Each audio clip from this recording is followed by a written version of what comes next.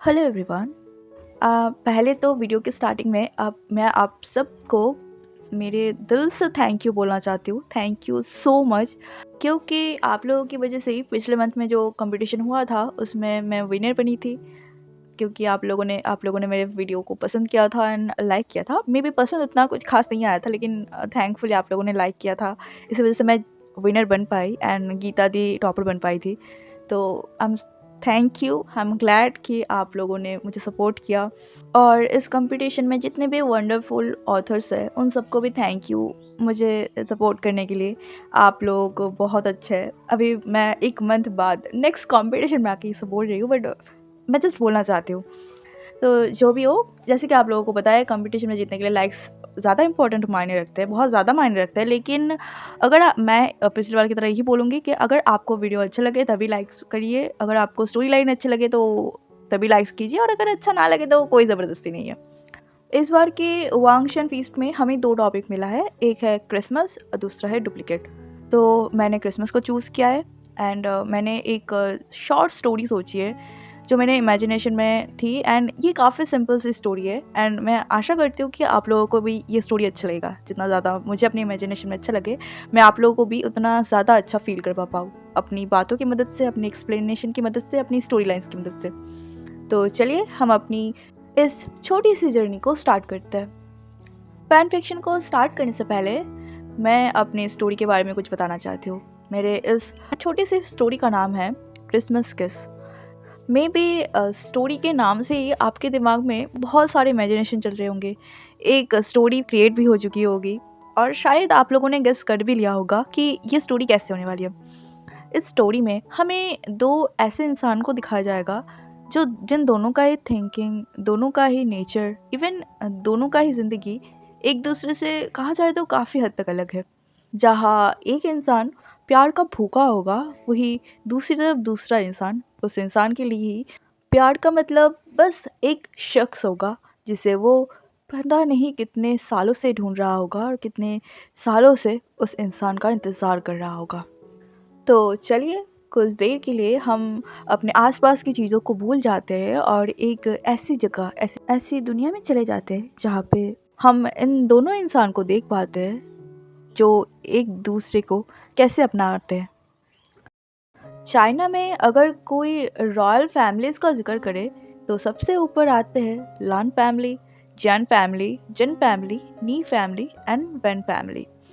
ये फैमिली इस business industry बोलो या फिर पूरे चाइना में जितना ज़्यादा अमीर फैमिलीज़ है उतना ही ज़्यादा उनका स्टेटस है, उनका क्लास इतना ज़्यादा हाई क्लास है कि इन फैमिलीज़ के साथ अपना रिलेशन जोड़ने के लिए इंसान बहुत कुछ कर बैठते हैं, इतना कुछ कर देते हैं जो शायद उनके लिए आगे जाके बहुत ज़्यादा मुसीबत खड़ी कर देता है।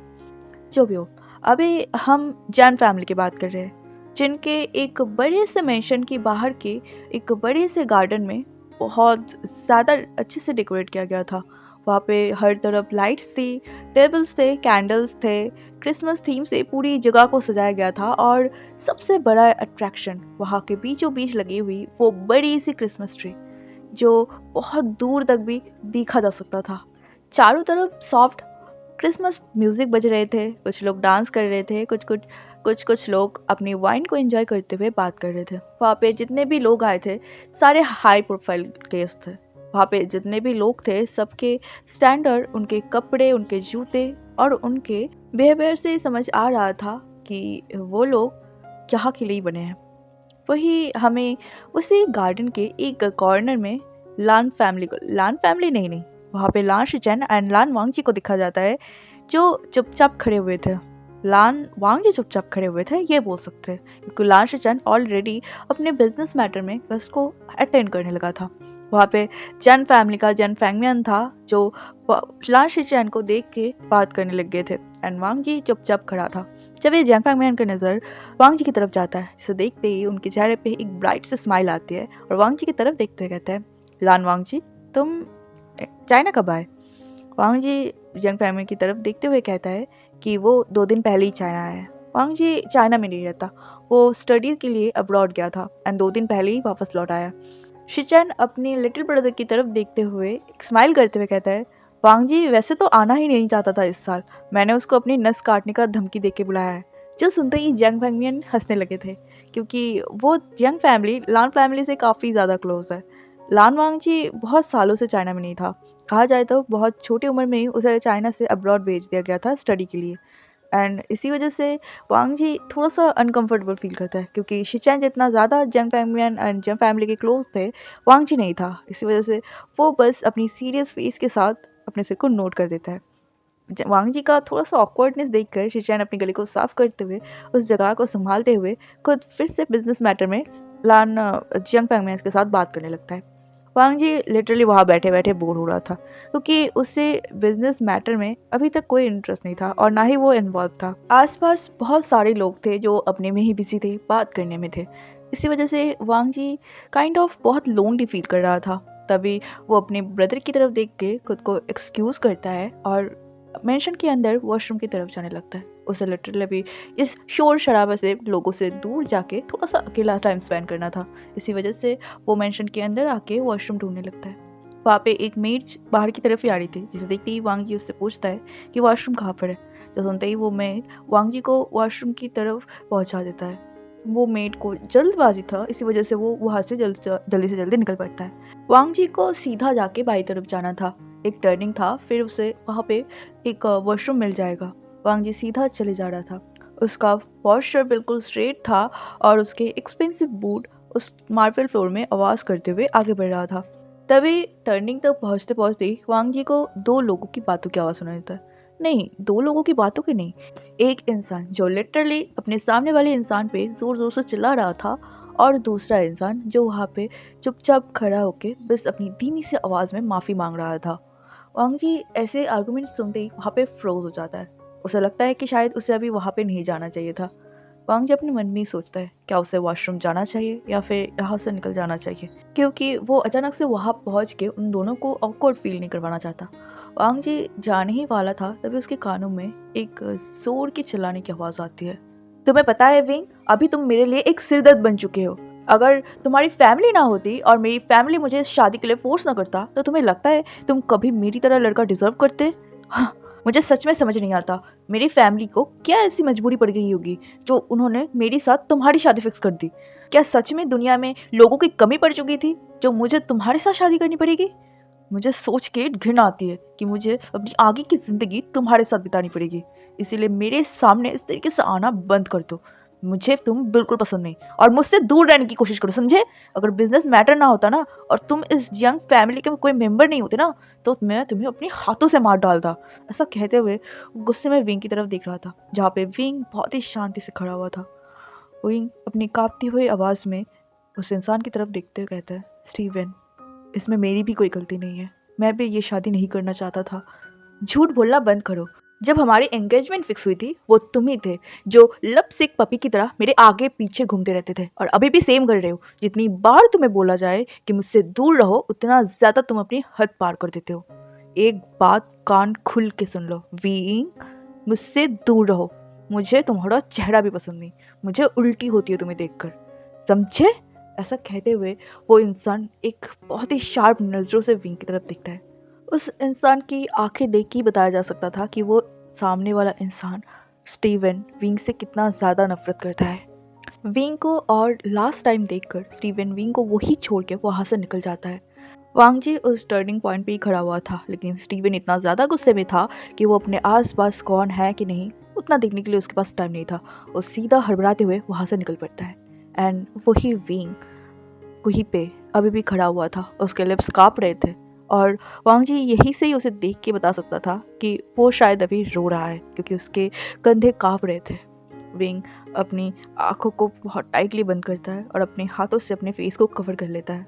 हाँ, उसे स्टीवन की बात उसे बहुत बुरा लगा था, बहुत ज़्यादा। विंग को पता है कि वो क्या करता है और सामने वाला इंसान उसे कैसी नज़रों से देखता है, लेकिन विंग के पास और कोई रास्ता नहीं है। वो बस अपने सामने वाले इंसान का गुड बुक में आना चाहता है। बचपन से ही मैडम यू, जिस फैमिली ने उसे अडॉप्ट किया है, वो उस फैमिली के हर एक इंसान की गुड बुक में आना चाहता है। इस वजह से वो ऐसी बहुत सारी हरकतें भी कर देता था, जिस वजह से मैडम यू की गुड बुक्स की बात तो बहुत दूर की बात है, बहुत ज़्यादा गुस्से का शिकार हो जाता था। मैडम यू शायद इस फैमिली में एक वन ऑफ पर्सन है जो विंग से बहुत ज़्यादा नफरत करता है।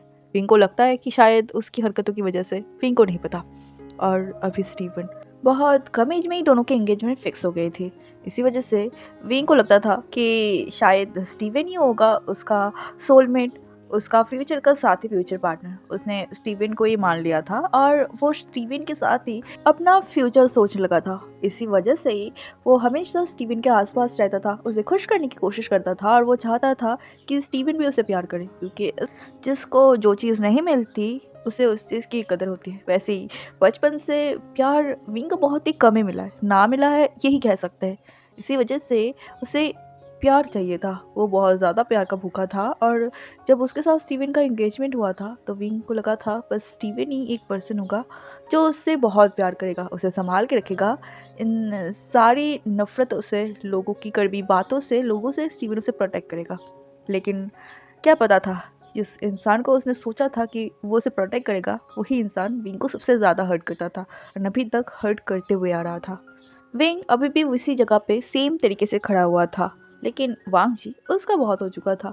वो अभी ऐसे चुपचाप खड़ा नहीं रह सकता था जहाँ पे उसके सामने का इंसान इस तरीके से रो रहा है। वांग जी को समझ नहीं आ रहा उसे क्या करना चाहिए।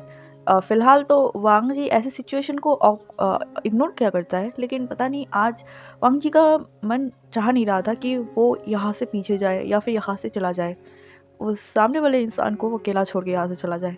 वांग जी थोड़ा-सा हेजिटेशन के साथ अपने गले को साफ़ करते हुए थोड़ा-सा नॉइज़ करता है, ताकि सामने वाले से इंसान को पता चले कि वांग जी है, मतलब कोई कोई इंसान यहाँ पे खड़ा है। वांग जी धीरे से अपने गले को साफ़ करता है। एंड ऐसी आवाज़ सुनते ही विंग एकाएक रियलाइज़ करता है कि वो यहाँ पे अकेला नहीं है। वो शांति से रो भी नहीं सकता क्या अब? इतनी बुरी तरीके से तो अभी उसका फियांसे ने उसे डंप किया। डंप नहीं किया, बस उसका दिल दुखाया, जो वो रेगुलरली करता है। विंग तुरंत अपनी आँखों के आँसुओं को पोंछ लेता है। उसके नोज़ बिल्कुल रेड हो चुका था, उसके आँखें भी लाल हो चुके थे और वो अभी बहुत फ्रेजाइल दिख रहा था, एक बच्चे की तरह। विंग तुरंत अपनी आँखों के आँसुओं को पोंछते हुए अपने पीछे की तरफ देखता है तो वहाँ उसे एक टॉल सा फिगर दिखता है जो उसकी तरफ ही देख रहा था। वो इंसान बहुत चार्मिंग था, बहुत हैंडसम। विंग शायद ही अपनी लाइफ में इतने हैंडसम मैन से मिला होगा, और अगर मिला भी होगा तो वांग जी का ब्यूटी विंग के लिए बिल्कुल अलग था, गॉड लेवल था। विंग हैरानी से वांग जी की तरफ देख रहा था, जैसे कि वो मेक श्योर कर रहा हो, क्या ये इंसान रियल है? ये सच में एक इंसान है? नहीं, विंग तो अभी रो रहा था ना, उसकी आँखें तो खराब नहीं होगी ना रोने की वज़ह से। विंग अपनी आँखों को बड़े-बड़े करके वांग जी की तरफ देखे जा रहा था, जहाँ पे वांग जी विंग को बहुत ही ध्यान से देख रहा था। उसने आज से पहले इतना फ्रेजाइल इंसान को कभी नहीं देखा था। विंग अभी बहुत फ्रेजाइल दिख रहा था, एक बच्चे की तरह। उसके बाल थोड़े से बिखरे हुए थे, आँखें लाल थे, नोज़ रोने की वज़ह से पिंक हो चुका था और उसके लिप्स हल्के करके काँप रहे थे। विंग वांग जी की तरफ ही देखे जा रहा था। वांग जी का दिल 1 मिनट के लिए स्टॉप हो चुका था, विंग को इस तरीके से देखकर। वो अपने कदम को बढ़ाता है और थोड़ा-सा हेजिटेशन के साथ अपनी जेब से एक रुमाल को निकाल के विंग के सामने बढ़ा देता है। विंग वांग जी की तरफ ही देखे जा रहा था। उसकी नज़र 1 सेकंड के लिए उस इंसान से हटा नहीं था जो अभी विंग को एक गॉड की तरह लग रहा था। विंग अपनी उसी खुली हुई आँखों से वांग जी की तरफ देखे जा रहा था। तभी वांग जी विंग की तरफ देखता है और उससे हैंकरचीफ को अपने हाथ में लिए हुए विंग की आँखों के सामने फिराने लगता है, जिससे एकाएक विंग अपनी उस गॉडेस की दुनिया से वापस आता है और उस इंसान की तरफ देखने लगता है। विंग अभी भी श्योर नहीं था, क्या ये इंसान रियल है? विंग धीरे से वांग जी के सामने जाता है। अभी विंग जो थोड़ी देर पहले रो रहा था, उसे देख के लग रहा था कि वो किसी अलग ही ज़ोन में जा चुका है। वो धीरे से अपने हाथ को उठाता है और वांग जी की फेस की तरफ बढ़ाते हुए वांग जी की फेस को टच कर लेता है, जिससे वांग जी सरप्राइज़ जितना ज़्यादा था, उससे भी ज़्यादा सरप्राइज़ विंग था, अपने एक्शन की वजह से और शायद एम्बैरेस की भी मारे, क्योंकि विंग को रियलाइज़ होता है कि ये असल में एक्चुअल में इंसान है। एंड विंग तुरंत अपने हाथों को पीछे कर लेता है एंड ओह माय गॉड, उसने क्या कर दिया? विंग तो अपने थॉट में, अपने इमेजिनेशन में और इतनी हैंडसम इंसान को देख के इतना ज़्यादा खो चुका था कि उसने खुद भी रियलाइज़ नहीं किया था कि उसने क्या कर दिया। तो वो तुरंत ही 2 कदम पीछे हट जाता है। वो बहुत ज़्यादा एम्बैरेस फ़ील कर रहा था। अभी उसका फेस जो रोने की वज़ह से लाल हो चुका था, अब शायद एम्बैरेसमेंट की वज़ह से लाल हो चुका है। वांग जी विंग की तरफ देख रहा था, जो अभी अपनी नज़रों को फिरा रहा था, क्योंकि उसके अंदर हिम्मत नहीं था कि वो अभी वांग जी के सामने देखे। विंग की ऐसी चाइल्डिश बिहेवियर देखकर वांग जी के फेस पे एक टाइनी सी स्माइल आती है, जो शायद विंग के लिए नोटिसेबल ना हो, लेकिन हाँ, वांग जी का लिप्स का कॉर्नर थोड़ा सा कर्व हुआ था। वो अपने हैंकरचिप को विंग की तरफ बढ़ा देता है, जहाँ पे वांग जी को अपने हाथ में हैंकरचिप पकड़े हुए देखकर विंग धीरे से उस सिल्क के रुमाल को अपने हाथ में लेता है और अपने फेस के ऊपर थोड़ा-सा फेस को कवर करते हुए अपनी दबी हुई आवाज़ में बोलता है, मुझे माफ़ कर देना, मैं पता नहीं क्या सोच रही थी।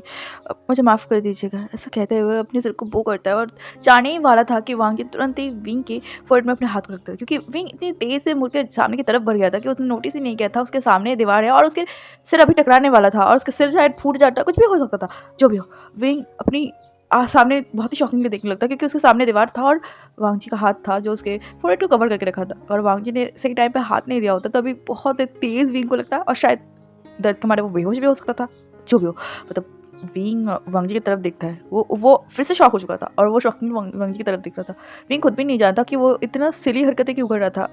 वो काफ़ी डिसेंट इंसान है। वो ऐसी हरकतें यूजुअली नहीं करता जब तक ना कि वो नर्वस हो जाए, एंड अभी शायद विंग बहुत ज़्यादा नर्वस था, इसी वजह से ऐसी सिली हरकतें किए जा रहा था। वो वांग जी की तरफ देखता है, तभी वांग जी अभी शॉकिंग एक्सप्रेशन के साथ विंग की तरफ देखते हुए कहता है, संभाल के, अभी तुम्हें चोट लग जाती। विंग फिर से वांग की तरफ देखता है, मुझे मुझे माफ़ कर दो, थैंक यू। ऐसा कहते हुए वो उसी दीवार के पास ही जो वॉशरूम का डोर था उसको ओपन करता है, वॉशरूम के अंदर चला जाता है। विंग बहुत ही गहरी-गहरी साँस ले रहा था और अपनी दिल को थामे हुए खड़ा हुआ था। उसके दिल इतनी ज़ोर से बीट कर रहा था कि ऐसा फ़ील हो रहा था कि शायद वांग जी भी सुन पा रहा था कि उसकी दिल इतनी ज़ोर-ज़ोर से धड़क रहा है। विंग अपने दिल पे अपने हाथ को प्रेस करते हुए कहता है, ओह ओह गॉड! मुझे हो क्या गया है? मैं ऐसी हरकतें क्यों कर रहा हूँ? Oh my God! वो अपने फेस को टच करने लगता है, जहाँ पे उसका पूरा फेस रेड हो चुका था एम्बैरेसमेंट के मारे और शायद वांग जी को देख के, नहीं पता। विंग अपने दिल को थामते हुए वही वॉशरूम के सामने, बेसिन के सामने आके खड़ा हो जाता है, अपने मिरर में अपने रिफ्लेक्शन को देखने लगता है, जहाँ पे अपने फेस को देखते ही विंग को और भी एम्बैरेसिंग फील हो रहा था। वो उस टैब को ऑन करने वाला था, तभी विंग अपने हाथ में नोटिस करता है। उसके हाथ में वांग जी का ही रुमाल था, जो वो वांग जी को लेना तो भूल ही चुका था। वो उस रुमाल की तरफ देखता था। मैं उनका रुमाल लेके कैसे आ गया? अब मैं उनके सामने फिर से क्यों कैसे जाऊँ? पहले तो उन्होंने मुझे ऐसे रोते हुए देख लिया और अब ऐसी हरकतें करते हुए, पता नहीं वो इंसान मेरे बारे में क्या सोच रहा होगा? मैं तो उन्हें जानता भी नहीं हूँ। विंग, तुम क्या कर रहे हो? ऐसा सोचते हुए विंग उस रुमाल को अपनी जेब में रखता है और पानी से अपने मुँह को धोने लगता है, क्योंकि उसका फेस बहुत ज़्यादा रेड हो रहा था और गर्म हो रहा था। खुद भी समझ नहीं पा रहा था कि वो ऐसी हरकतें क्यों कर रहा है। अपने फेस को थोड़ी देर तक पानी से धोने के बाद जब वो इनको महसूस होता है कि शायद अभी उसका फेस थोड़ा-सा ठंडा हुआ है, वो वही उसी रुमाल को निकालता है और अपने फेस को पोंछने लगता है। तभी उसे उस रुमाल से एक सैंडलवुड की हल्की-सी स्मेल महसूस होती है, जो बहुत ही ज़्यादा कामिंग था, बहुत ही ज़्यादा स्मूथिंग था। विंग को रियलाइज़ होता है कि वो उसी पर्सन का स्मेल है, जो अभी उसके सामने खड़ा था। विंग उस रुमाल को अपनी नोज़ के सामने लाता है और उसे स्मेल करने लगता है। उसे बहुत ही अच्छा फ़ील होता है। उसे अपने दिमाग में एक खालीपन-सी फ़ील होता है। एक हल्की-सी ठंडक फ़ील होती है, जो उसे काफ़ी ज़्यादा रिलैक्स कर रहा था। वो उस रुमाल को स्मेल करता है, उसके बाद वो उस रुमाल को अपने जेब में लेते हुए वहाँ से मुड़ते हुए जाने ही वाला था कि उसे वो इंसान दिख जाता है, जो उसके पीछे खड़ा था। विंग अपने में ही इतना बिज़ी था कि उसने नोटिस ही नहीं किया कि जो इंसान जिसके साथ वो बाहर मिला था, वो अंदर आ चुका है। वो इंसान अपनी पीठ को दीवार पे टिकाते हुए विंग की तरफ देखे जा रहा था। वो अपने आप को लीन किए हुए था और उसकी नज़रें बस विंग को हेड टू घूरे जा रहा था, जो देखते ही विंग के गला सूखने लगा था, क्योंकि अभी जो इंसान वो विंग को गॉडेस की तरह दिख रहा था, वो एक ब्यूटीफुल डेविल की तरह दिख रहा था, जो अपनी इंटेंस आँखों के साथ विंग को ही देखे जा रहा था। विंग को समझ नहीं आ रहा था कि ये इंसान क्या चाहता है? वो विंग को ऐसे क्यों देख रहा है और ऐसे क्यों देख रहा है? सबसे पहला क्वेश्चन। विंग अपनी गले को साफ करते हुए कहता मुझे मुझे माफ़ कर दीजिएगा, ये आपका रुमाल। ऐसा कहते हुए वो वांग जी की तरफ उस सिल्क रुमाल को बढ़ा देता है। वांग जी एक बार विंग की तरफ देखता है, एक बार अपने उसी हैंकरचिप की तरफ देखता है। वांग जी विंग की तरफ देखता है, उसके बाद अपने एक हाथ से विंग के हाथ से वो रुमाल ले लेता है, जिससे विंग के हाथ में वांग जी का फिंगर टच हो जाता है, जिससे विंग की पूरी बॉडी में करंट दौड़ गया था। विंग तुरंत ही अपने हाथ को हटा लेता है। उसे ऐसा लगता है कि वांग जी महसूस ना कर रहे कि विंग अभी कैसा फ़ील कर रहा है और वो ऐसी सिली चीज़ें सोच रहा है। उसके साथ क्या हो रहा है विंग खुद भी नहीं जानता। वो अपने सिर को नीचे झुकाते वहाँ से जाने ही वाला था, तभी वांग जी उस रुमाल को फ़ोल्ड करते हुए कहता है, तुम रो क्यों रहे थे? जो सुनते ही विंग का कदम जो वहाँ से हड़बड़ाते हुए जाने लगा था वो रुक जाता है। वो अपने सिर को नीचे झुकाए वांग जी की तरफ देखने लगता है। वो उसके सर नीचे झुकाए थे लेकिन उसकी आंखें कॉर्नर से वांग जी की तरफ देख रहा था, जहाँ पे वांग जी भी अपनी आंखों को विंग की फेस पे गड़ाए रखा था। वांग जी विंग से थोड़ा सा टॉल था, फिर भी पता नहीं क्यों विंग को ऐसा लग रहा था कि वांग जी विंग से बहुत ज़्यादा लंबा है और विंग वांग जी से बहुत ज़्यादा छोटा। लेकिन वांग जी विंग से थोड़ा सा ही टॉल था, इस वजह से विंग अपने सिर को उठाता है और वांग जी की तरफ देखने लगता है। वो भी वांग जी की आंखों में देखने लगता है, जिसकी आंखें ऑलरेडी विंग को घूर रही थी। विंग थोड़ा सा अपने सिर को उठाता है एंड वांग जी की आंखों में उसी तरीके से जिस तरीके से वांग जी विंग को देख रहा था उसी तरीके से देखने की कोशिश करते हुए कहता है, उससे तुम्हें क्या, मेरी मदद करने के लिए शुक्रिया, इससे ज़्यादा तुम्हें जानने की कोई ज़रूरत नहीं। ऐसा कहते हुए जाने ही वाला था तभी वांग जी एक स्मृति करता है और अपने आप को और भी उस दीवार पे लीड करते हुए कहता है, अगर तुम मेरे सामने नहीं रोते तो शायद मैं तुमसे नहीं पूछता, लेकिन तुम मेरे सामने रो रहे थे तो तुम्हारी रोने का वजह जानने का हकदार मैं ऑफ कोर्स हूँ। ऐसा कहते हुए वो विंग की तरफ देखता है, उसके बाद वो थोड़ा सा विंग की तरफ झुकता है, इतना ज़्यादा कि शायद विंग को वांग जी की गर्म सांसें भी अपनी फेस पे फील हो रहा था।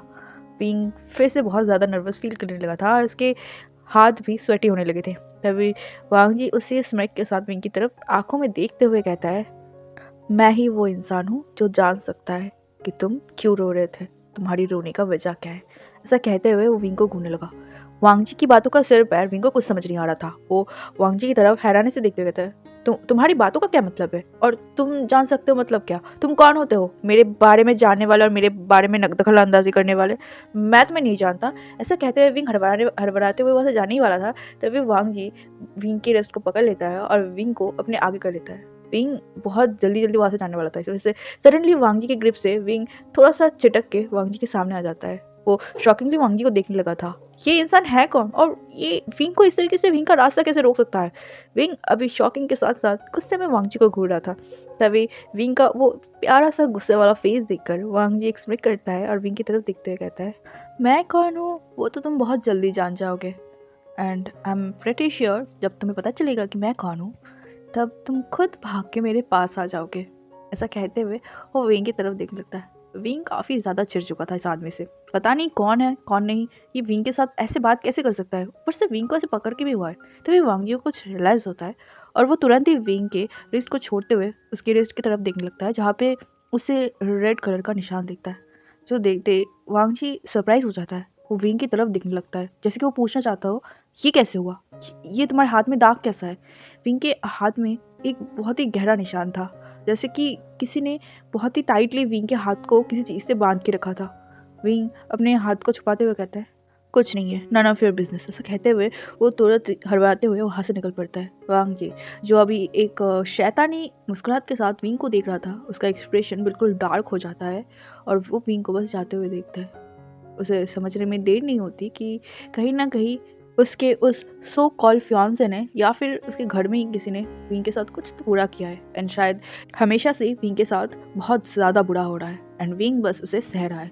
और ये सब सोचते हुए ना चाहते हुए भी वांग जी की पूरे बदन में आग लग चुकी थी और उसे बहुत ज़्यादा गुस्सा आ रहा था। उसे तभी बहुत ज़्यादा गुस्सा आ गया था जब उसने देखा था कि विंग के सामने वो उसका सो कॉल फियांसे विंग के ऊपर कैसे चिल्ला रहा था और विंग को इंसल्ट कर रहा था।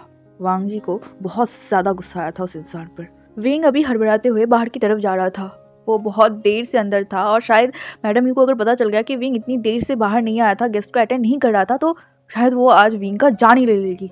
विंग घबराते हुए बाहर जा रहा था और वो अपनी रिस्ट को टाइटली पकड़ा हुआ था जहाँ पे वो चोट का निशान था।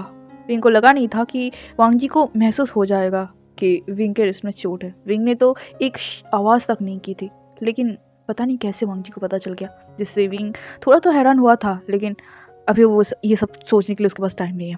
वो हड़बड़ाते हुए बाहर जा रहा था तभी उसे इसके साथ धक्का लगता है, जिससे साथ धक्का लगते ही विंग तुरंत ही उससे माफ़ी मांगने लगता है, मुझे माफ़ कर देना, मैंने तुम्हें देखा नहीं। तभी विंग देखता है कि वहाँ पे यानली आई थी, जिसे देखते ही विंग की आंखें चमक उठती है। वो यानली की तरफ देखते हुए कहता है, शिजे आप कब आए और आप अकेले आए हो, वो पीकॉक नहीं आए क्या। जो सुनते ही यानली एक स्माइल करती है और अपनी ब्रदर की तरफ देखते हुए कहते हैं, हाँ सब आए हैं, बाहर है। ऐसे कहते हुए विंग की तरफ देखकर अपने हाथ बढ़ाने ही वाली थी तभी उसके हाथ रुक जाता है और विंग की तरफ देखने लगता है। जहाँ पे यानली का एक्सप्रेशन का सडन चेंज देखकर विंग भी कंफ्यूज हो जाता है। यानली विंग की फेस को सहलाते हुए कहते हैं, आशन तुम ऐसे क्यों दिख रहे हो? क्या तुम ठीक से खाना नहीं खा रहे हो या फिर ठीक से सो नहीं रहे हो क्या? कुछ हुआ है क्या? तुम्हारा तुम्हारी आंखें इतना लाल क्यों है और तुम्हारा फेस इतना रेड क्यों है? ऐसा कहते हुए वो फिक्र करते हुए विंग के फेस को टच करने लगे। तभी विंग तुरंत ही यानी के हाथ को पकड़ते हुए कहते हैं, कुछ भी कोई भी बात नहीं है शीजे, वो बस मैं लेट हो गया था ना, तो मैं घबरा गया था, तो मैं हड़बड़ाई में नीचे आ रही थी और ठंडी भी है बहुत है ना, तो मुझे बहुत ठंडी लग रही है। ऐसा कहते हुए वो अपनी गालों को अपने हाथ से छुपाने लगा, क्योंकि आंखें रेड का कारण तो विंग का रोना था और फेस रेड का कारण ये तो सबको पता ही है, विंग को तो पता ही है। और जो चीज़ शायद वो अपनी बहन को भी बोल नहीं सकती, इस वजह से वो बस ठंडी का बहाना दे देता है। यानली को विंग कुछ ठीक नहीं लगती, फिर भी वो अभी उनको बाहर जाना था, सच में जल्दी जाना था, लेकिन तो ब्लैडर में सच में विंग के साथ साथ यानली को भी खा जाएगी। इसी वजह से यानली विंग के साथ बात करते हुए बाहर जाने लगा था। विंग यानली से बात करने लगा था और उससे पूछने लगा था कि वो पीकॉक यानली के साथ बुरा बिहेव तो नहीं करता ना, अभी वो पीकॉक सुधर तो गया है ना। हाँ, यानली का जिन फैमिली में शादी हो गया था जिन जिशुआन के साथ, एंड पीकॉक जैसा भी हो यानली के साथ बहुत अच्छा है, ये चीज़ विंग को भी पता है। इसी वजह से ही तो शायद यांग चेन और विंग यानली को उस पीकॉक के साथ शादी करवाने के लिए मान गए थे आखिरी मोमेंट में। वो दोनों गार्डन की तरफ जा ही रहे थे और काफ़ी सारे बात कर रहे थे, तभी यानली एक पल के लिए रुक जाती है और विंग की तरफ देखते हुए कहते हैं, आशन तुम्हें पता है ना कि तुम माँ को मना भी कर सकते हो। जो सुनते ही विंग भी रुक जाता है और अपने सामने देखने लगता है, जहाँ पे बहुत सारे लोग आ चुके थे। वहाँ पे बहुत सारे फैमिलीज थे जो एक दूसरे के साथ बात कर रहे थे। जियांग फैंगन थे जो सारे गेस्ट को अटेंड कर रहे थे और मैडम यू थी जो अपने फ्रेंड्स के साथ बैठी हुई थी।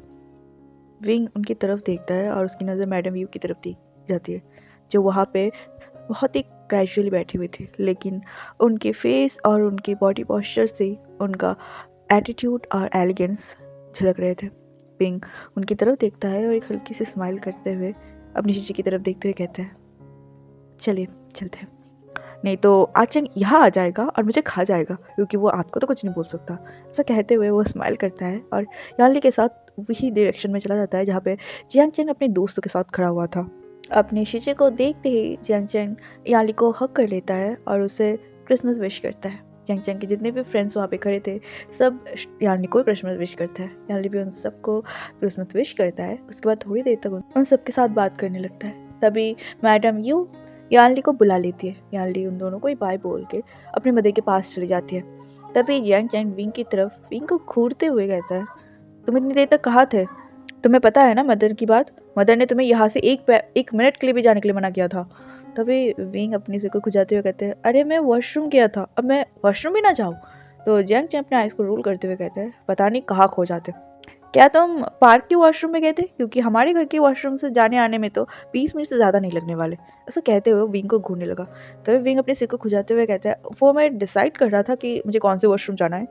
तभी नी होसंग पीछे से कहता है, ब्रेव अदर, आप तो आज गए। आज मिसेस जन बहुत ज़्यादा गुस्से में लग रहे थे और वो चिल्ला चिल्ला के आपको बुला रहे थे।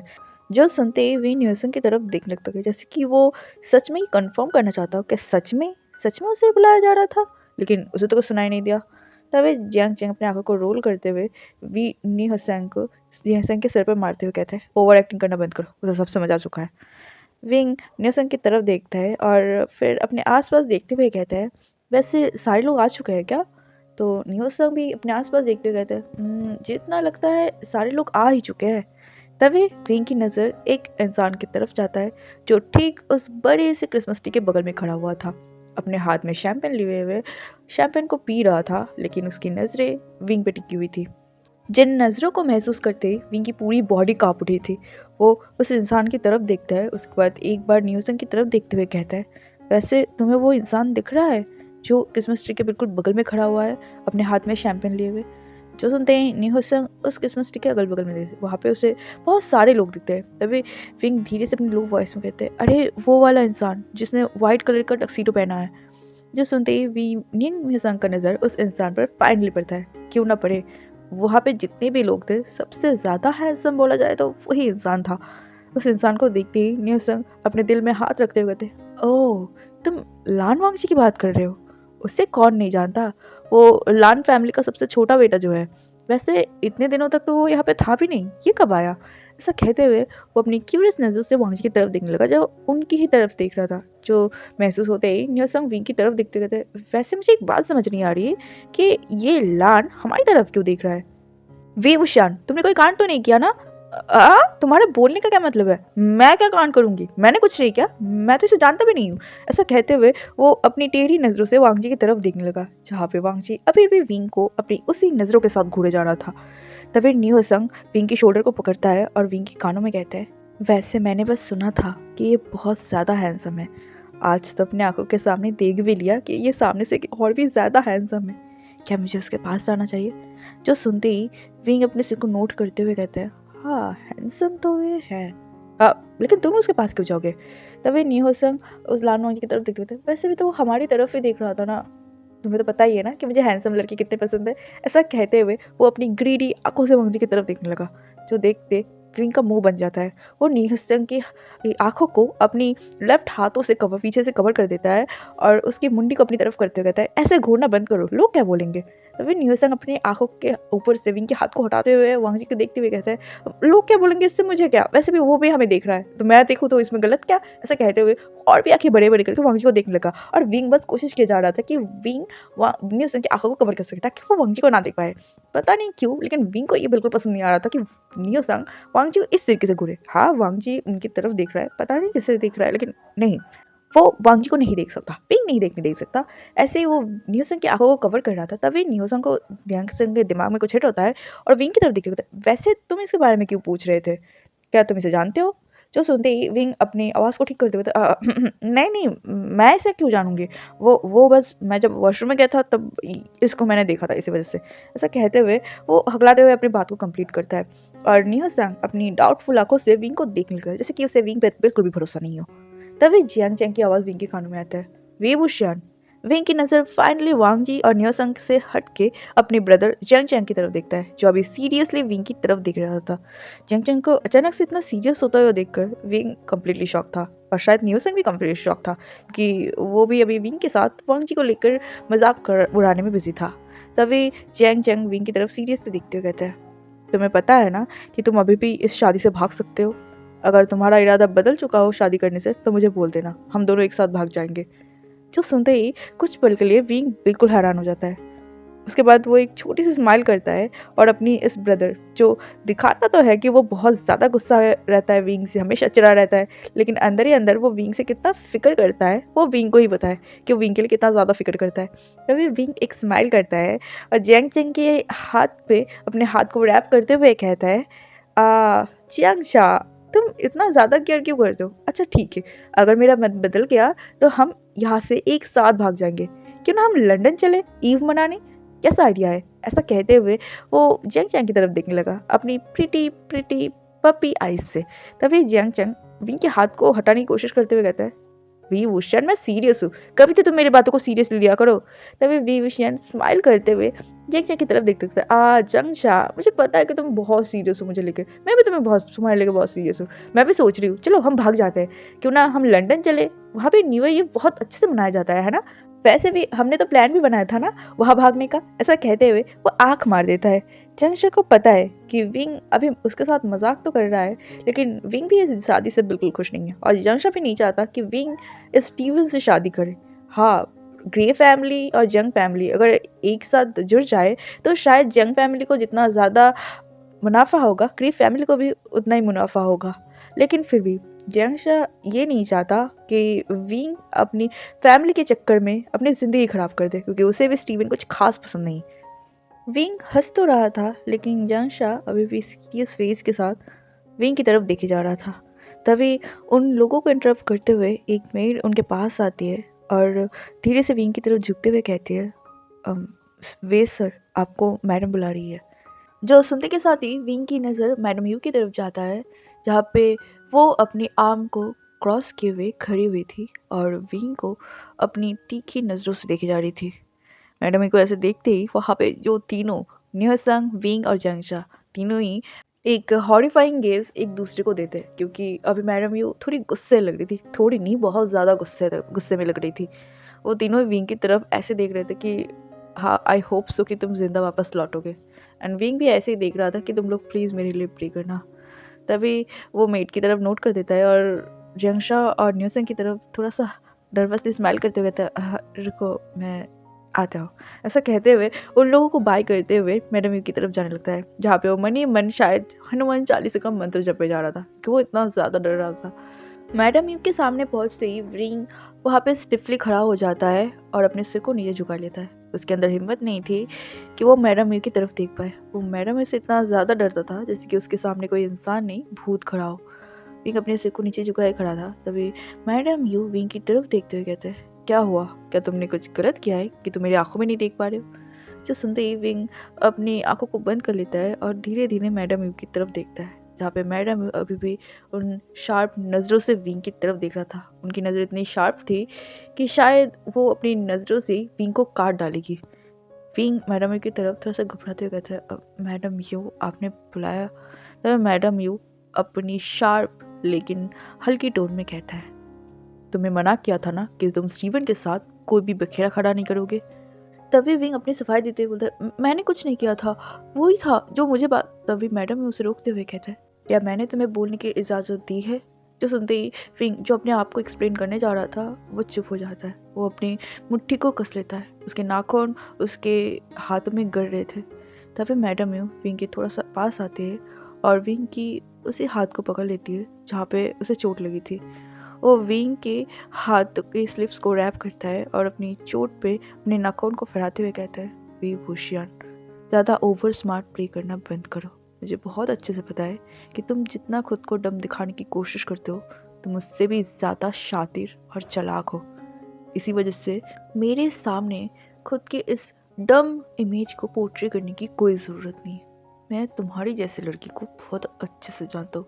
ऐसा कहते हुए वो अपनी नील्स को विंग की उस रिस्ट के चोट पे गड़ाने लगता है जहाँ पे ऑलरेडी ब्रूसेस थे। विंग ने अपनी एक पल के तक झपकाया नहीं था। वो मैडम यू की तरफ ही देखे जा रहा था।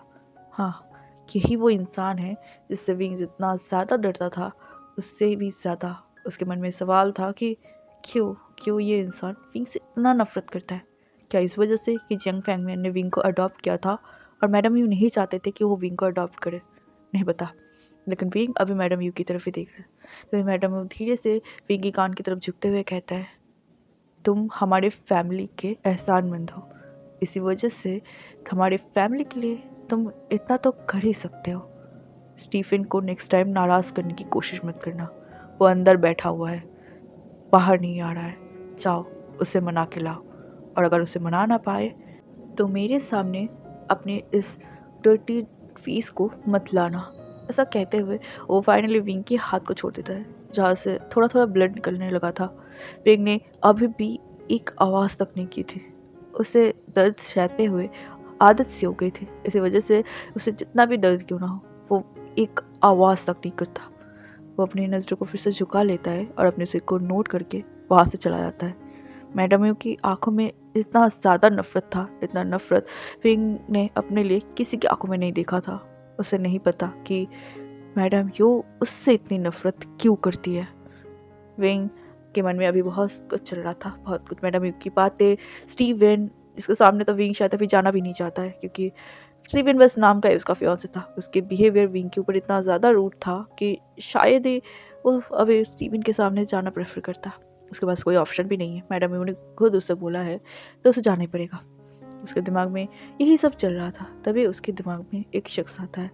जब विंग पैथेटिकली रो रहा था और वो इंसान पीछे से आकर विंग को उसका हैंकरचिप दिया था।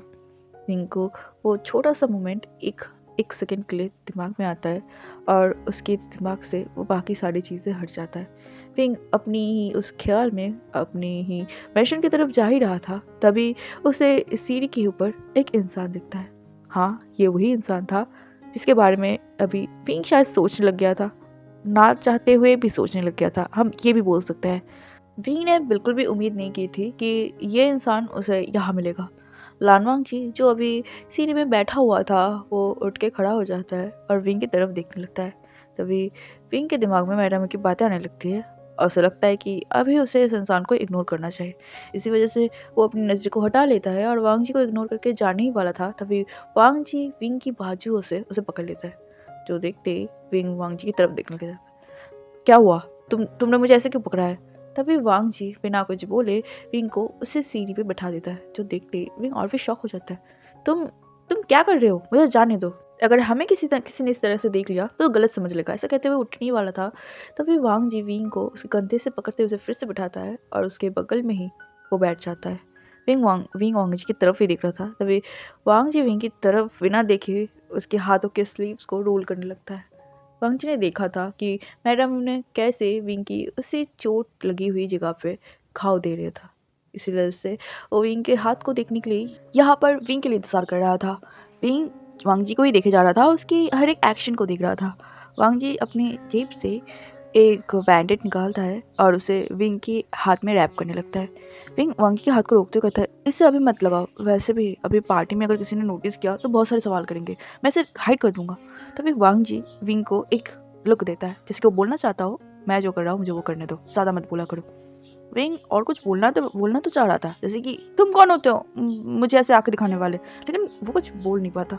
वो अभी वांग जी को ही घूरे जा रहा था। उसके वो हैंडसम फेस, चढ़ी हुई आईब्रोज, फोकस आंखें और सील्ड लिप्स, जो अभी अपने काम बहुत ही बेखूबी से कर रहा था।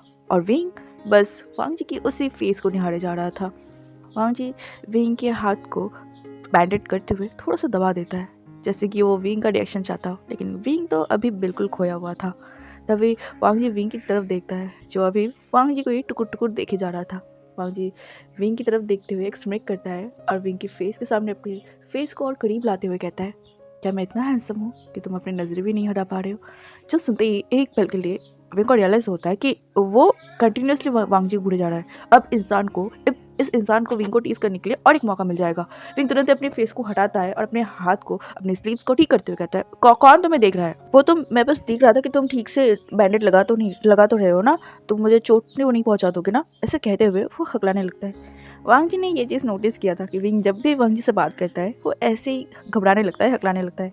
वांग जी विंग की फेस को अपने दोनों हाथों से पकड़ता है और उसे अपने फेस की तरफ करते हुए कहता है, तुम ऐसे ही बात करते हो या मुझे देख के ऐसे बात करते हो? विंग का पूरा फेस रेड हो चुका था, उसके पूरे बॉडी में गूज़बम्प्स आ चुके थे वांग जी के टच से। वो वांग जी की तरफ देखते हुए कहता, कैसे?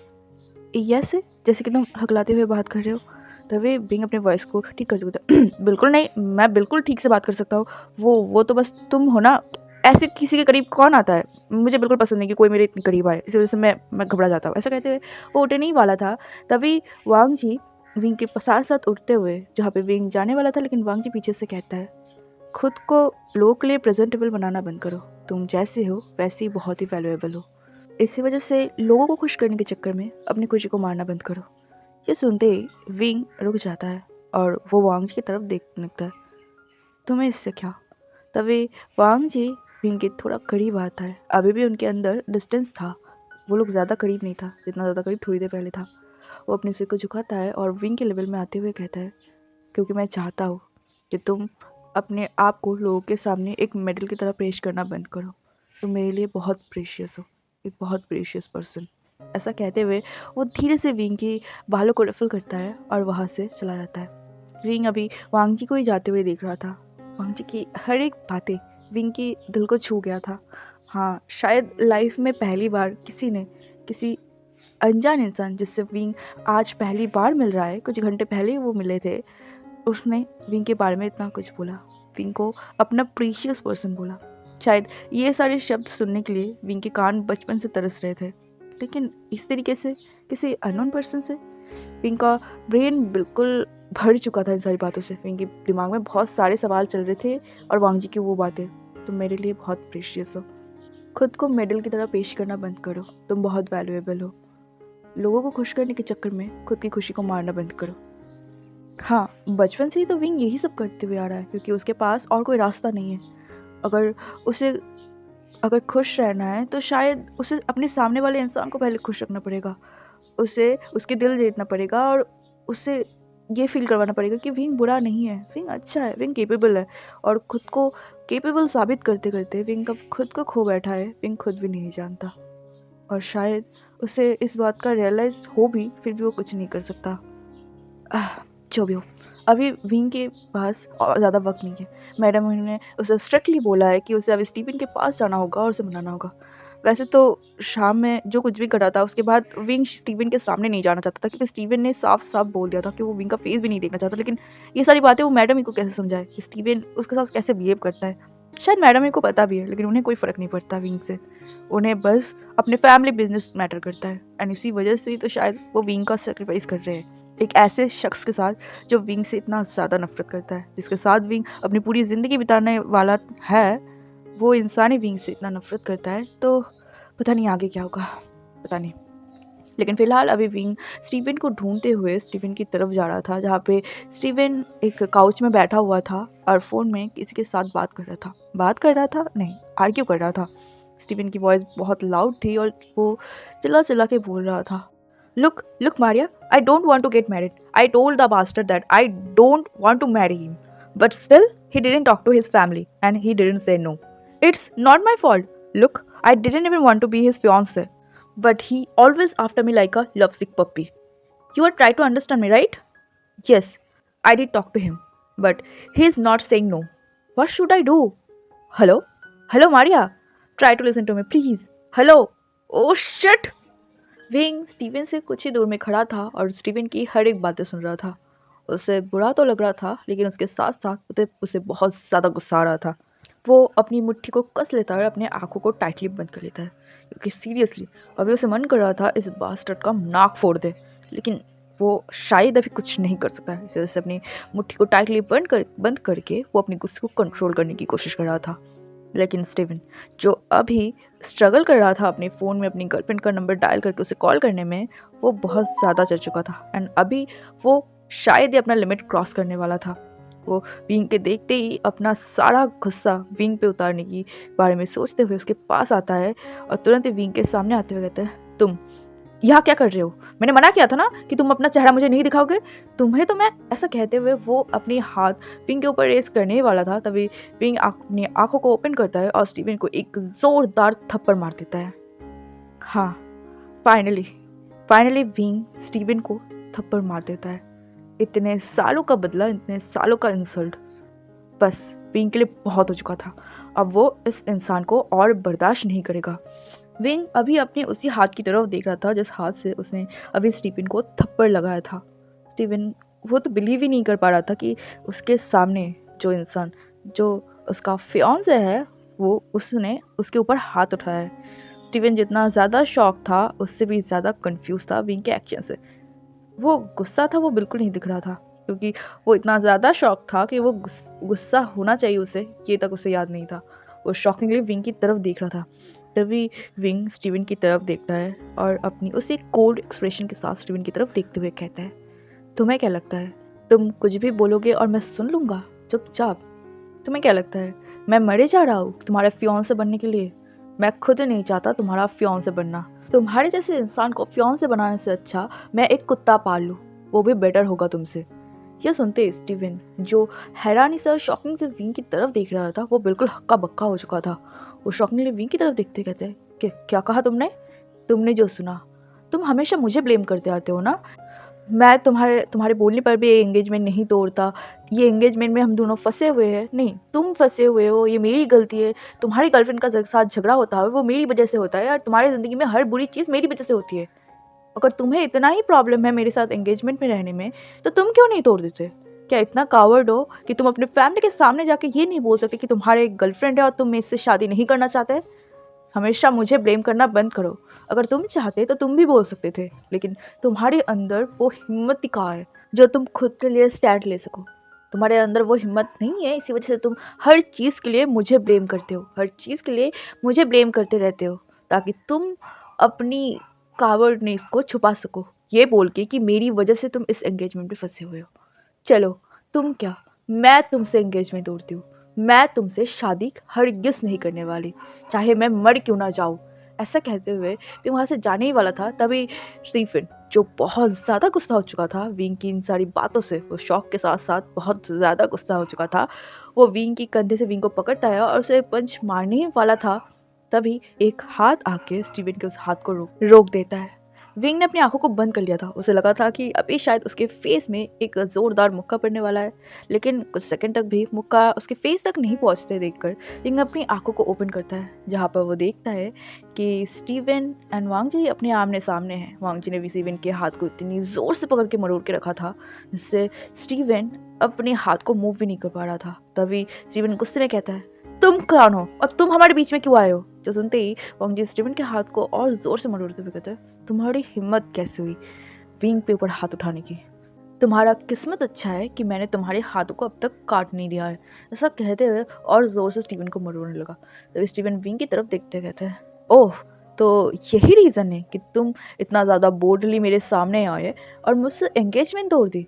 हिम्मत है तो अकेले मेरे सामने आके। इससे पहले स्टीवन और कुछ बोल पाता, विंग बहुत ज़ोर से अपने पैरों से स्टीवन की प्राइवेट पार्ट में मार देता है, जिससे स्टीवन दर्द के मारे खड़ा उठता है। आ यू ऐसा कहते हुए वो तुरंत ही अपने प्राइवेट पार्ट को पकड़ लेता है और वहीं पे ज़मीन पे लुढ़क जाता है।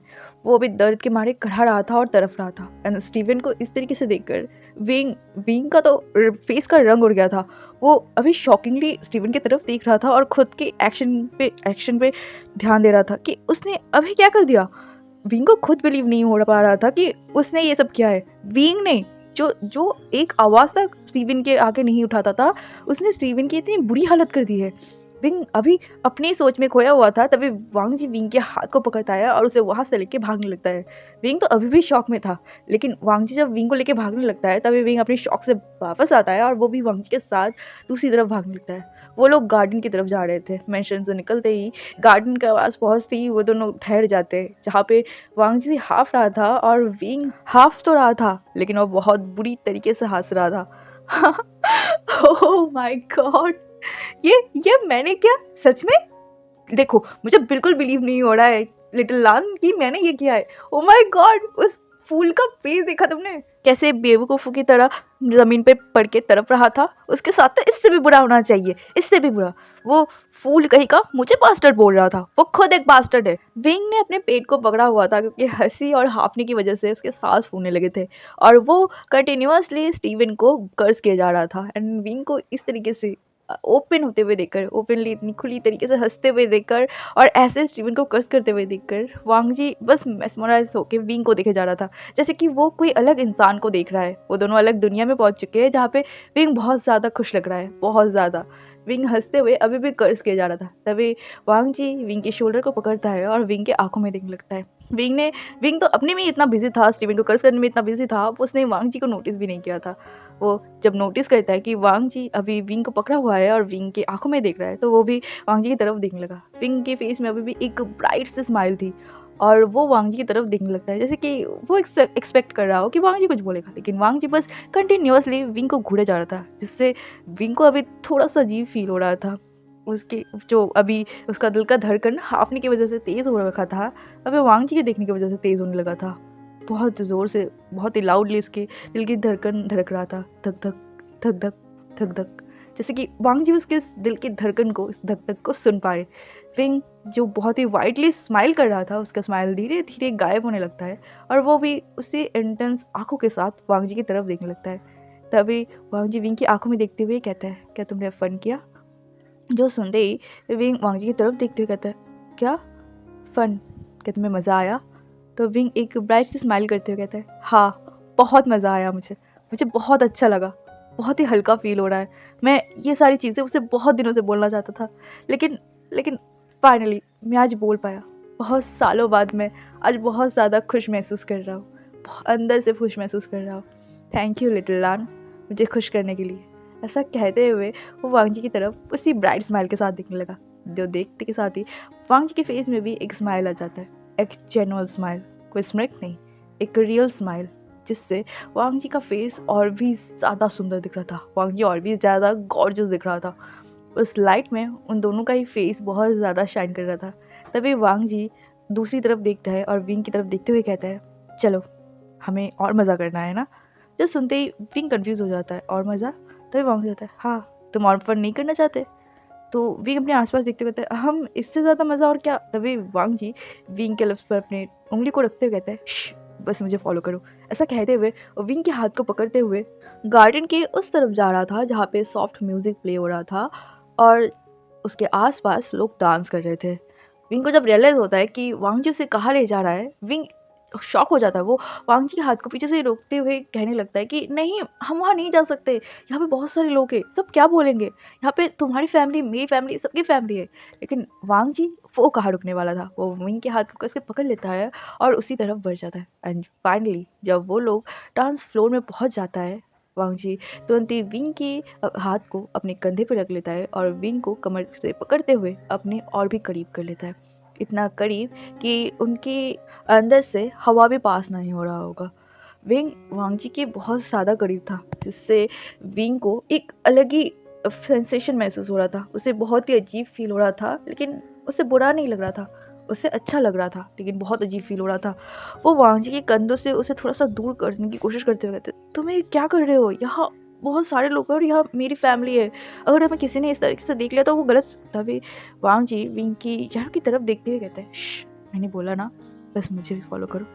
तभी वांग जी थोड़े धीरे से विंग के कानों की तरफ झुकता है और विंग के कानों में धीरे से कहता है, "विंग, क्या कुछ पल के लिए तुम खुद को रिलैक्स कर सकते हो? क्या कुछ पल के लिए तुम अपने आसपास की सारी चीज़ों को भूलकर बस मुझे महसूस कर सकते हो? बस मेरे साथ डांस कर सकते हो और मेरे साथ इस पल को एंजॉय कर सकते हो?"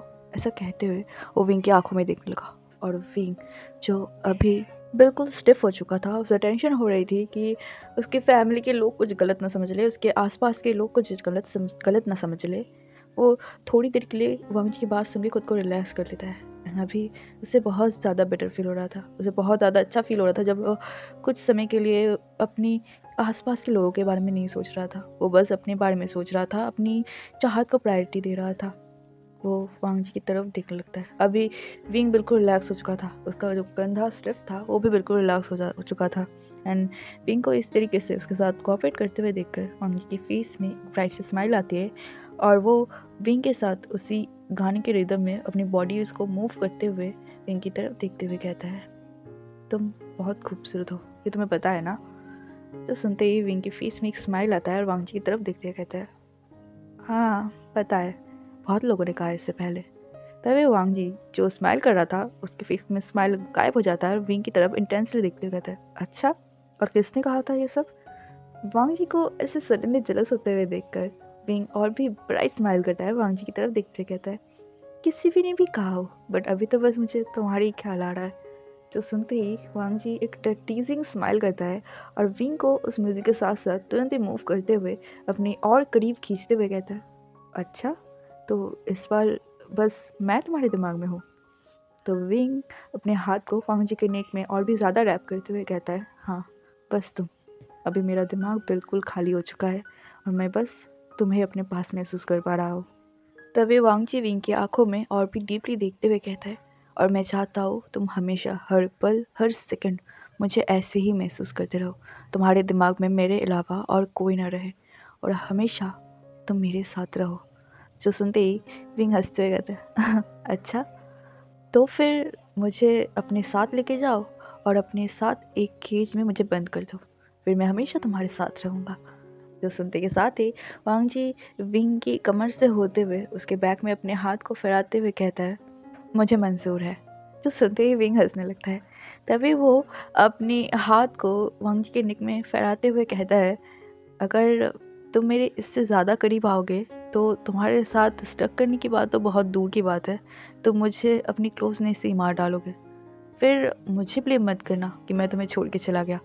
जो सुनते ही वांग जी विंग को अपनी और भी करीब करते हुए कहता है, "मैं तो तुम्हारे इतना करीब आना चाहता हूँ, जब तुम्हारे हाथ की ऊँट को ट्रीट करने के लिए मुझे तुम्हारी परमिशन की ज़रूरत ना हो।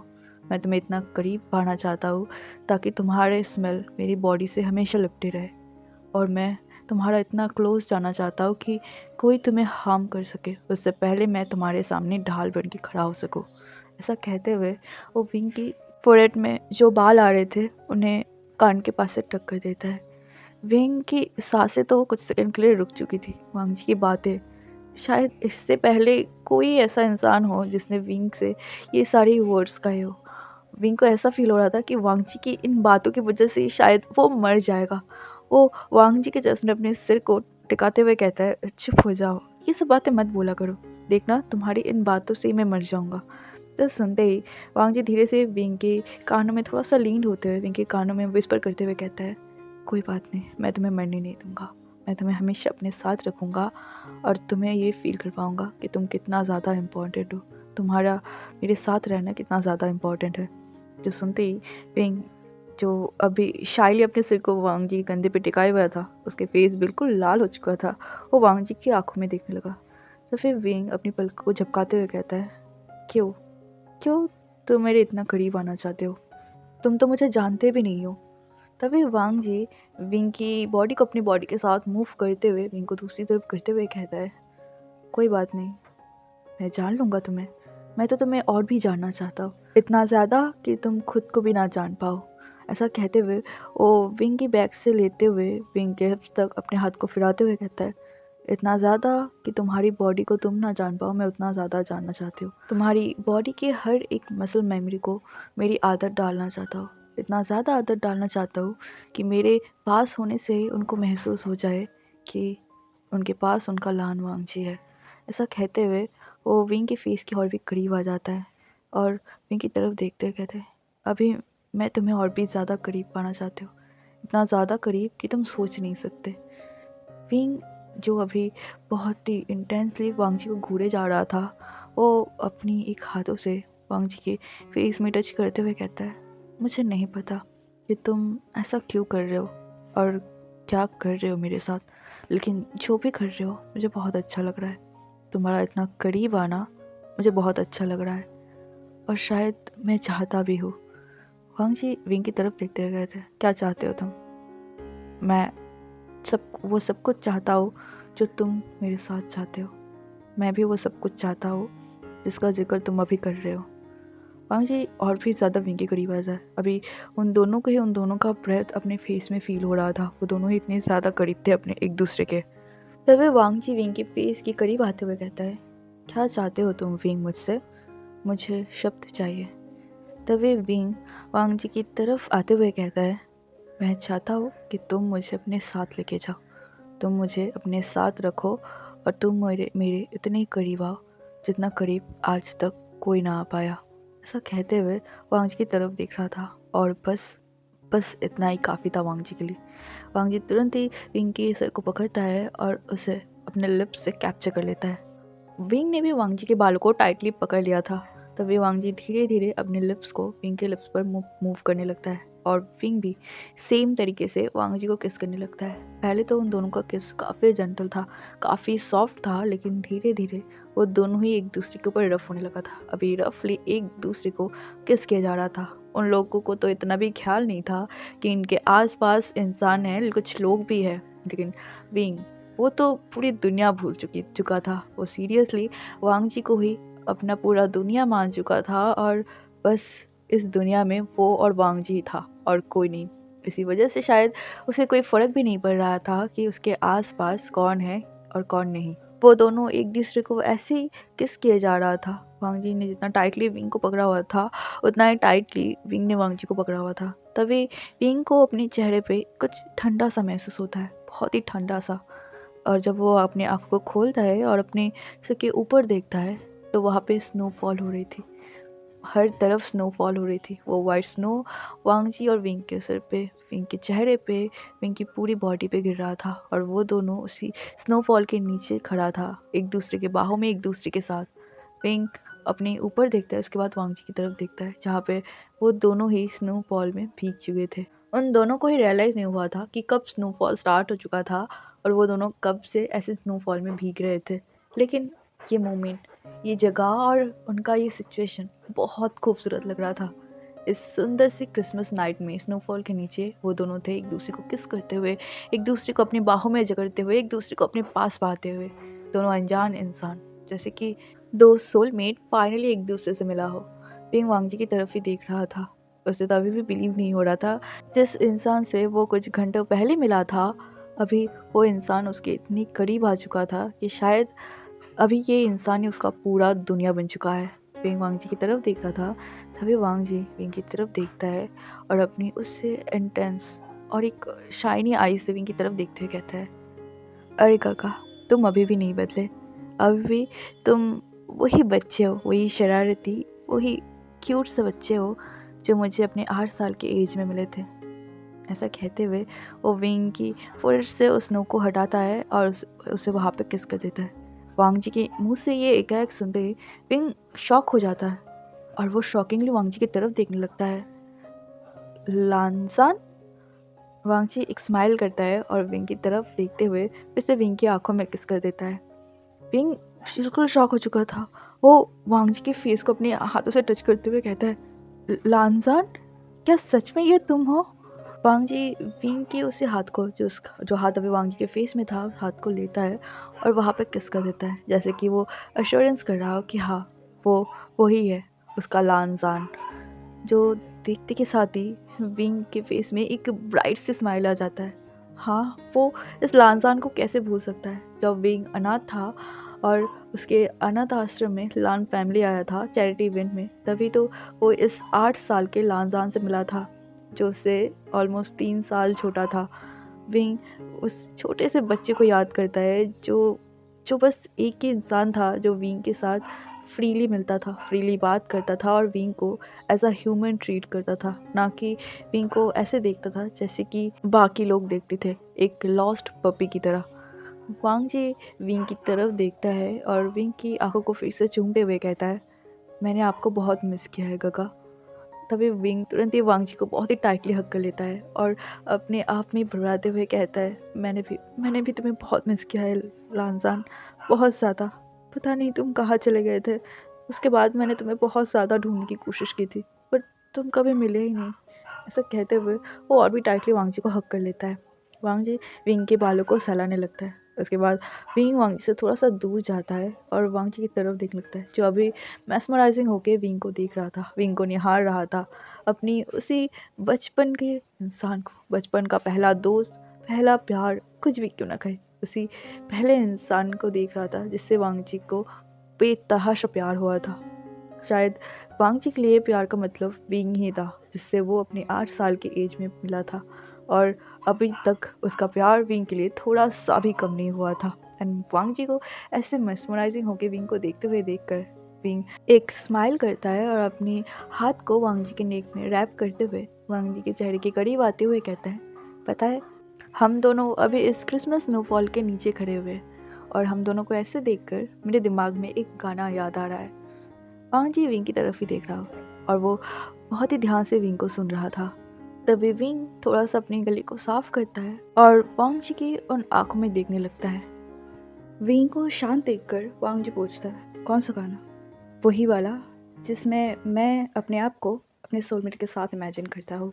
Like We are just kids, we are falling in love, not knowing what is what. I will not give you up this time, but darling, just kiss me slow. Your heart is all I own, and in your eyes, you are holding mine. So hi everyone, हमारा Christmas किस यही ख़त्म होता है। तो अगर आप लोग लास्ट तक सुन ही लिए हो तो मैं आपसे माफ़ी मांगना चाहूँगी कि आप लोगों को मेरी फटी हुई बात जैसी आवाज़ में गाना सुनना पड़ा, बट मैं खुद को कंट्रोल नहीं कर पाई। बस ये फैन फिक्शन जब मैं रिकॉर्ड कर रही थी, मेरे दिमाग में ये वाला गाना रिपीटेडली घूमे जा रहा था एंड मैं बस कंट्रोल नहीं कर पाई खुद को। I am sorry. हाँ, अब इसके लिए मुझे अनसब्सक्राइब मत कर देना, नहीं तो मैं बहुत बुरा मान जाऊँगी। माना मैंने आप लोगों की कान खराब की है, बट इतना भी बुरा मानने जैसा क्या है कि अनसब्सक्राइब भी कर दो। जो भी हो, आई होप आपको ये फैन फिक्शन अच्छा लगा। फैन फिक्शन जैसा भी लगा हो कमेंट करके ज़रूर बताएगा। ओके, मिलते हैं नेक्स्ट फैन फिक्शन के साथ। आई डोंट नो, मैं कोई प्रॉमिस नहीं करूँगी अभी, तो enjoy my fan fiction now. जो मैंने भेजा, जो मैंने अपलोड किया है, बस उसको एंजॉय कर लीजिए। ओके, एंड मुझे नहीं पता और क्या बोलना चाहिए, तो फिलहाल यही स्टॉप करता है। तो आई होप फिर से ज़रूर मिलेंगे। Okay, bye.